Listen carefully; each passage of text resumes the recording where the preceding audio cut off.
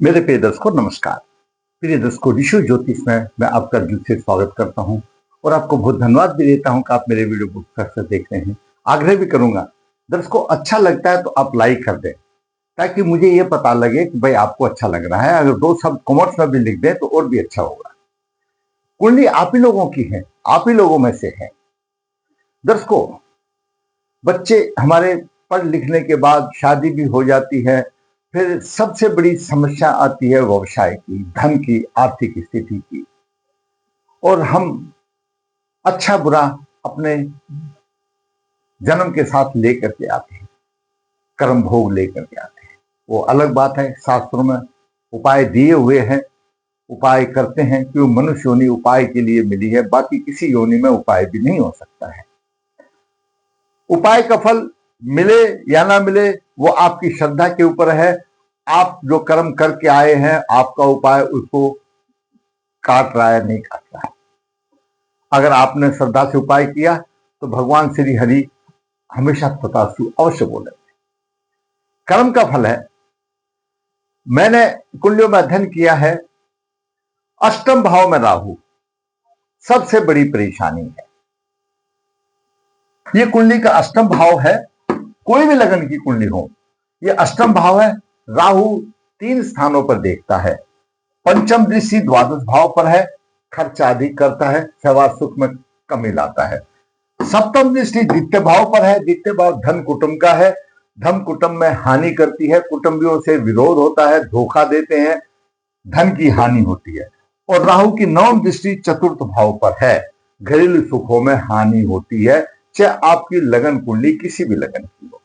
तो अष्टम राहु तीनों ये महत्वपूर्ण जगह है। जब अष्टम में राहु होगा तो यहाँ केतु अपने आप होगा। जब केतु यहाँ होगा तो वह जहां पर छठे भाव को भी देखेगा, अष्टम भाव को भी देखेगा और यहाँ पर दसम भाव को भी देखेगा केतु नवम दृष्टि से। तो इस राहु की वजह से, अष्टम राहु की वजह से हमारा दसम भाव भी डिस्टर्ब हो जाता है, द्वादश भाव भी डिस्टर्ब हो जाता है, द्वितीय भाव भी और चतुर्थ भाव भी डिस्टर्ब हो जाते हैं। जरूरी है यहाँ अष्टम में राहु होगा तो यहाँ केतु होगा।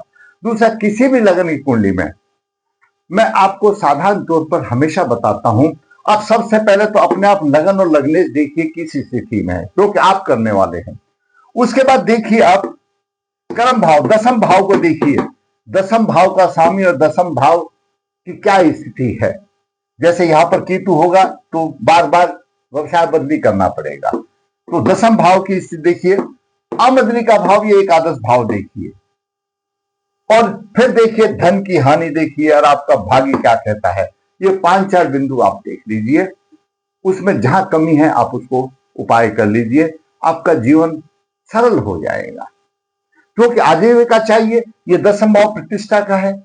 अगर परेशानी होती है, अथक परिश्रम करना पड़ता है और लाभ यहां से कम मिलता है, खर्चा अधिक हो जाता है, धन की हानि हो जाती, घरेलू सुख नहीं मिलते। अष्टम राहु ये तकरीबन देता है। तो आज हम 2 कुंडलियों का इसी के आधार पर आपके पास मार्गदर्शन करेंगे। दोनों में सेम ही परेशानी है, कैरियर की परेशानी है दोनों में, और दोनों आप ही की कुंडली है। पहली कुंडली भिवानी से है, ये भी हमारे को सिर्फ इतना याद नहीं है, कमेंट्स में आया, लाइव प्रोग्राम में आया।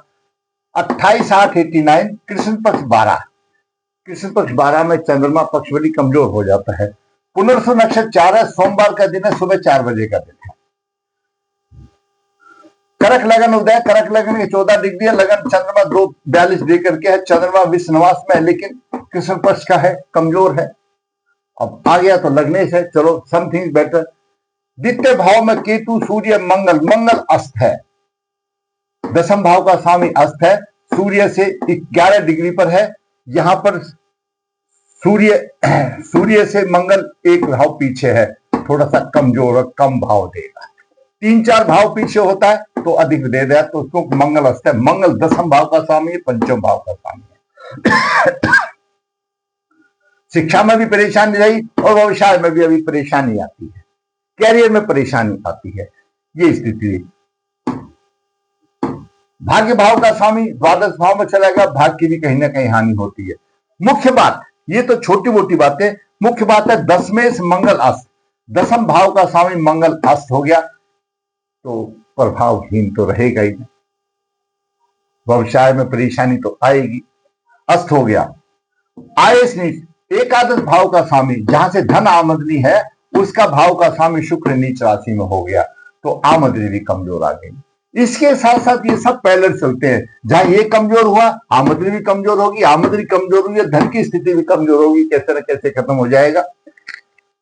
दसम भाव पर केतु का प्रभाव है, दसम भाव पर केतु का प्रभाव है, अनिश्चित व्यवसाय कर देता है। गुरु नीच राशि में आ गया, नवम भाव का स्वामी गुरु नीच राशि में आ गया, नवास कुंडली में। भाग्य भी साथ नहीं देता, भाग्य भी साथ नहीं देता, ये परेशानी रही। अब दसम पर केतु का खर्चा अधिक है, सूर्य पीड़ित है। अब देखिए इसका अष्टम राहु की पंचम दृष्टि यहां पर है, गुरु भी हानि कर रहा है, खर्चा कर रहा है, राहु की भी दृष्टि आ गई। उधर से शनि भी सप्तम भाव को देख रहा है, यानी शनि भी सप्तम दृष्टि से द्वादश भाव देखा, खर्चा यहां पर खर्चा आज हो गया। और राहु केतु सूर्य मंगल, ये सूर्य अपनी राशि में, केतु सूर्य से पीड़ित है, तो राहु की दृष्टि है, यानी ये जो कोष है ये भी खाली हो रहा है। अब साधारण तौर पर व्यवसाय कमजोर हो गया, मंगल के अस्त होने से और सूर्य केतु की दृष्टि होने से व्यवसाय कमजोर हो गया। आमदनी भी कमजोर होगी, तो आमदनी के भाव का स्वामी नीच राशि में चला गया। खर्चा अधिक हो गया, यहां से राहु दे रहा है, ये द्वितीय भाव भी पीड़ित हो रहा है, द्वादश भाव पीड़ित, और राहु की नवम दृष्टि यहां पर जा रही है। ये चतुर्थ भाव है, सुख का भाव है, सुख के भाव का स्वामी भी शुक्र नीच का हो गया। तो जीवन में सुख भी नहीं है, व्यवसाय में परिश्रम अधिक है, और आमदनी कमजोर है। परबल पित्त दोष हो गया, अष्टम राहु परबल पित्त दोष हो गया, सूर्य के साथ केतु आ गया, आत्मा पीड़ित हो गई। ये भिवानी से शायद कलवली आया होगा या जैसे भी है, तो इतना मुझे पता नहीं है, लेकिन आप लोगों की कुंडली है। तो ये परेशानी रही, खर्चा अधिक, व्यवसाय कमजोर, आमदनी कमजोर, अपने आप आएगी। जब व्यवसाय कमजोर होगा तो आमदनी कमजोर हो जाएगी, आमदनी कमजोर होगी तो धन के कोष भी खाली होंगे, और फिर जरूरी बात है खर्चा तो हो ही जाएगा। खर्चा करने के लिए तो चाहिए, फिर लोन लेना पड़ेगा, उधार लेना पड़ेगा, धोखा मिलेगा। यहां पर केतु राहु धोखा भी दिला देते हैं। अगली कुंडली है, ये रेवाड़ी का जन्म है, 24/7/89 कृष्ण पक्ष चतुर्दशी, अमावस्या से एक दिन पहले का जन्म है। आद्रा संचार गुरुवार का 8:15 बजे का जन्म। सिंह लगन है, सिंह लगन का स्वामी द्वादश भाव में। अब जब लग्नेश की स्थिति द्वादश भाव में अच्छी नहीं होती, अब शादीशुदा है, क्या अच्छी नहीं होती, ये भी मुझे चुप रहना पड़ता है, नहीं बताना चाहिए। मंगल यहां पर भाग्य भाग का स्वामी मंगल नीच राशि में, तो मंगल और सूर्य दोनों खर्चा करें। अष्टम राहु है, राहु की पंचम दृष्टि है, और राहु से मंगल भी पीड़ित है, सूर्य पीड़ित है, भाग्य भाव का भी स्वामी पीड़ित है, लग्नेश भी पीड़ित है, परबल पित्त दोष आ गया। और राहु की सप्तम दृष्टि यहां पर जा रही है, खजाना खाली हो गए। राहु की नवम दृष्टि यहां पर आ रही है, शनि को भी पीड़ित कर रही है, घरेलू सुखों में भी शांति नहीं, घरेलू सुख, माता का सुख नहीं, माता का स्वामी मंगल चला गया। और दसम भाव का स्वामी अस्त हो गया, शुक्र अस्त हो गया। जब दसवें से अस्त हो गया, आमदनी के भाव का स्वामी अच्छा है, बुध अपनी राशि में आमदनी दे रहा है, जैसा कर्म करेंगे वैसा ही दे रहा है, तो कर्म तो हीन हो गया, कर्म तो कमजोर हो गए, तो फिर उसी के हिसाब से आमदनी मिलेगी। खर्चा अधिक हो गया, पूरा होता नहीं है, धन के कोष खाली हो गए, घरेलू सुखों की कमी होगी, भाग का सुख नहीं मिलता। ये सारी प्रॉब्लम ये सारी आ जाती है। क्यों है? मैंने एक साल में आपको शॉर्टकट में 2 कुंडलियों का बता दिया। विश्व नवास में कोई ग्रह नहीं है, इसमें विश्व नवास में कोई ग्रह नहीं। पुष्कर नवास में सूर्य चंद्र बुध है। अब सूर्य पुष्कर नवास में है, भाई अपना प्रतिष्ठा देगा, लेकिन हानि भी करेगा, धन की तो हानि करेगा, उसको भी करेगा, जरूरी बात है। चंद्रमा यहां पर आ गया तो भाई खर्च का स्वामी यहां पर आ गया, और बुध आमदनी देगा, तो लेकिन दसम भाव का स्वामी तो चला गया, और दसम भाव पर केतु का प्रभाव है, और शायद में अनियमितता आ गई, तो केतु की 9 दृष्टि आ रही है। गुरु यहां भाग्य भाग को थोड़ा संभाल रहा है, लेकिन कितना संभालेगा? भाग्य भाग का स्वामी मंगल नीच राशि में हो गया, खर्चा भी करा, भाग्यहीन भी हो गया, तो ये सारे दोष हो जाते हैं। अष्टम राहु आ गया, अष्टम राहु यहां पर 64वें नवास में आ गया। ये सबसे बड़ी बात इस कुंडली में आ गई। अष्टम राहु 64वें नवांश में हो गया, भाग्य कमजोर हो गया, शनि पर राहु का प्रभाव भी हो गया, शनि भी पीड़ित हो गया, 10वें शस्त्र हो गया। अब अष्टम राहु जब यहां पर, एक तो पहले ही खराब होता है अष्टम भाव में राहु, और फिर 64वें नवांश में आ गया। जब 64वें नवांश में कोई भी ग्रह आपका होगा, वह अपनी दशा अंतरदशा में धन को साफ कर देगा, अशुभ फल देगा। और राहु की तो 3 दृष्टियां बड़ी प्रभावी हैं। पंचम दृष्टि से खर्चा अधिक कर देगा, 7वीं दृष्टि से कोष भी खाली कर देगा और कर्जा लेना पड़ेगा, धोखा भी मिलेगा, और यहां पर सब 9वीं दृष्टि से शनि को पीड़ित करेगा और सुख नहीं होगा, सुख चैन गायब हो जाएगा।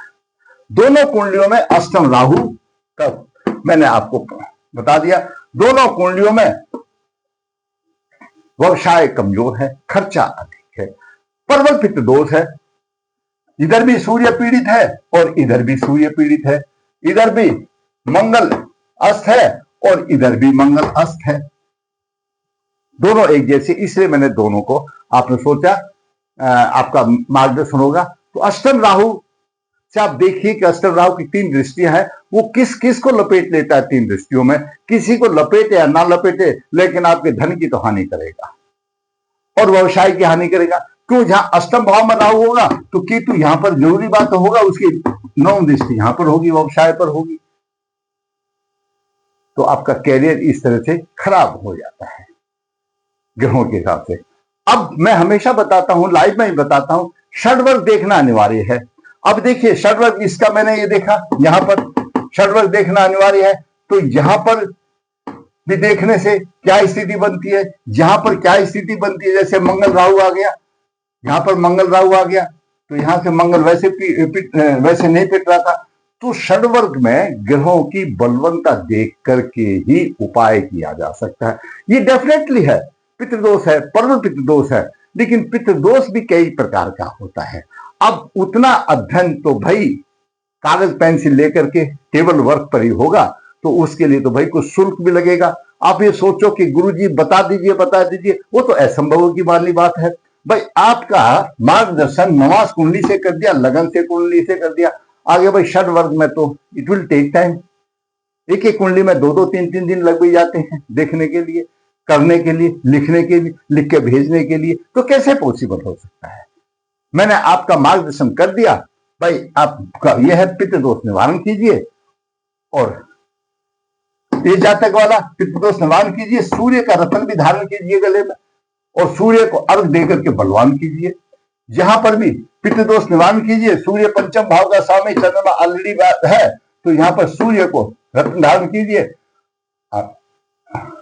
सूर्य को अर्घ जरूर देना पड़ेगा, ताकि मंगल के पीछे सूर्य को अर्घ दे, ताकि मंगल का पीछा हो। मंगल चतुर्थ भाव का स्वामी कारक ग्रह है, तो यहाँ पर चंद्रमा और मंगल का रत्न भी धारण किया जा सकता है और सूर्य को अर्घ दिया जा सकता है। पितृदोष निवारण करना पड़ेगा। अष्टम राहु प्रबल पितृदोष है, यहाँ पर भी अष्टम राहु प्रबल पितृदोष है। सूर्य को अर्घ दे, मंगल को पीछा छोड़ेगा, भाग भी अच्छा देगा, और शुक्र का पीछा छोड़ेगा, तो आपके व्यवसाय में भी होगी। लेकिन फायदा होगा तब, तो आया क्यों? पूर्व जन्म के कर्मों से। उन कर्मों का प्रायश्चित नहीं कर लोगे तो आप कितना भी रत्न पहन लो, कितना भी जल दे लीजिए, सूर्य को नहीं होगा। उनका प्रायश्चित करने के बाद ही आपको सब चीजें मिलती चली जाएंगी। ये मैंने अपने अनुभव में देखा है। अगर आपको मेरा वीडियो छोटा सा है, मैंने 2 कुंडलियों का आपको छोटे से सारांश में बता दिया, आप अपनी कुंडली स्वयं भी देख सकते हैं। अगर आपको अच्छा लगा तो आप लाइक करें, शेयर करें, जिसे चैनल सब्सक्राइब, ताकि आने वाली वीडियो भी आपको मिल सके। धन्यवाद।